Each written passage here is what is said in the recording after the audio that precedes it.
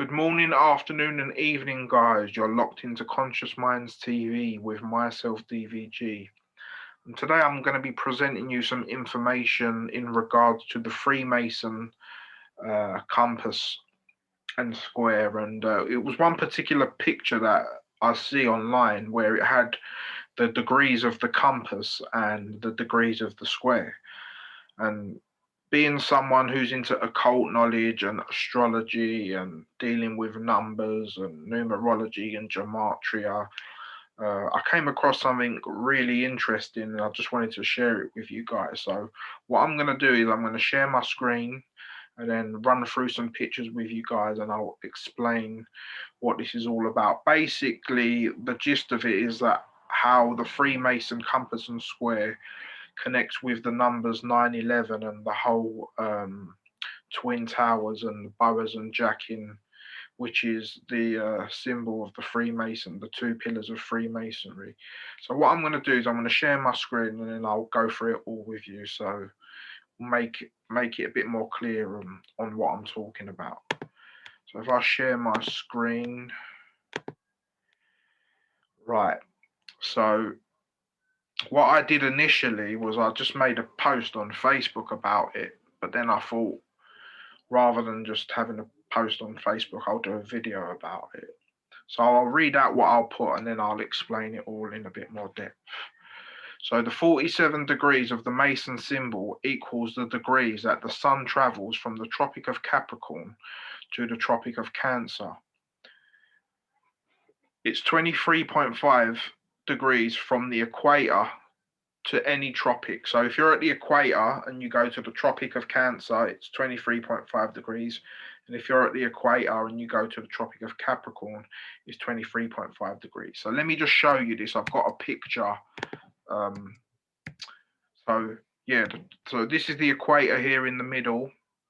This is the Tropic of Cancer and this is the Tropic of Capricorn. So from here to here is 23.5 degrees and from here to here is 23.5 degrees. So going back to the post, so 23.5 times 2 equals 47, which is the angle of the compass, as you can see here.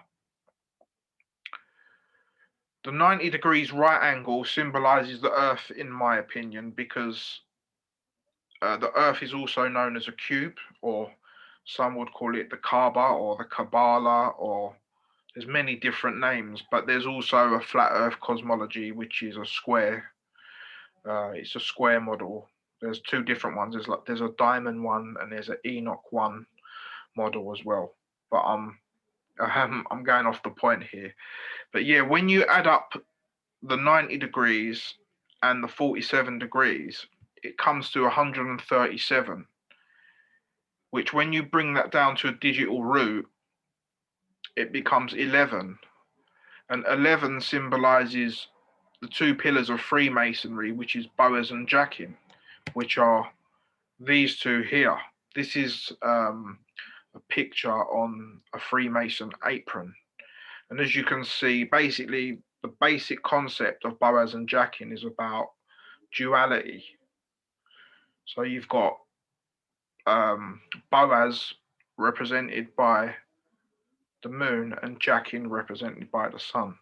Jack being like the Union Jack, because anyone who knows about the Union Jack or Jacob in theology, that always refers to the sun.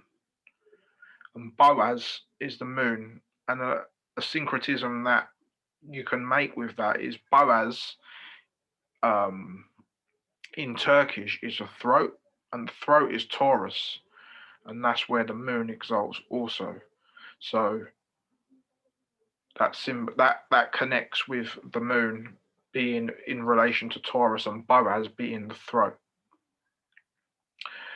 So 11 is a very significant number in the occult knowledge because obviously when breaking down in etymology, it's L even.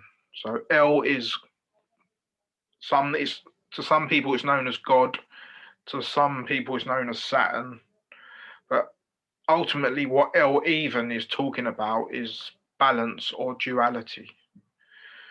And obviously, these two pillars, as you can see, are similar to the number 11, basically. So going back to what I discovered as well, 90, when broken down to a digital root, is 9, and 47 is 11. So obviously this ties into the whole 9/11 concept. People who study the occult will know about 9/11 and how much significance it has within the occult, and this is why they pick these numbers on particular days and particular buildings, obviously the 11 being the Twin Towers. So it's just, they're very crafty with how they do things, but it's just once you study the occult and you understand the numbers and stuff like that, it is so obvious. So this whole symbol is basically 9/11. And yeah, just it was just something that come across my mind while I was researching and while I was playing about, and I thought I'd just share it with you guys. But yeah, the whole Boaz and Jachin, the two pillars of Freemasonry, it's in a lot of art as well, and so because yeah, so obviously this would be Boaz and this would be Jachin, but some people also say it's the two equinoxes, which yeah, it can make sense as well. It's just talking about polarity or duality, if that makes sense. So whether it's the two equinoxes or the two tropics, it makes sense either way. But yeah, I was just going to show you some pictures from an artist called Joffre Boschar. You should check out. Um, he done like a series on all the 12 zodiac signs. What I'll do actually one day, I will do a video on it and go through each one and see what we can see through the pictures. But this one caught my eye, obviously, with the chessboard, which is the 64 cubes on the chessboard. The 6 and the 4 is obviously, when you add those two up, it makes 1. It makes 10, which when you 10, the digital root of 10 is number 1. So it's talking about unity and God, which is also why it's symbolized in black and white, hence the yin and the yang. Whereas the physical world is always red and blue, as you can see here. And yeah, like the dualities of the Boaz and Jachin is like male, female, sun and moon, red shift, blue shift. It's just that polarity of the physical world. So yeah, this particular painting is the painting for Libra, and also as you can see here, the Boaz and Jachin clearly in this picture. This is of Gemini. Obviously, both signs are air signs, and they're also corresponding with duality or bringing something together to make a perfect harmony. So yeah, it was just some short information. I could probably share a lot more on Boaz and Jachin and what it all means, but there's so much information out there on it. But I just thought I'll share this video because it's something I come across working out myself. So I hope you enjoyed it, and if there's anything you want to add to it, feel free to leave some comments below. Yeah, I should be doing another video.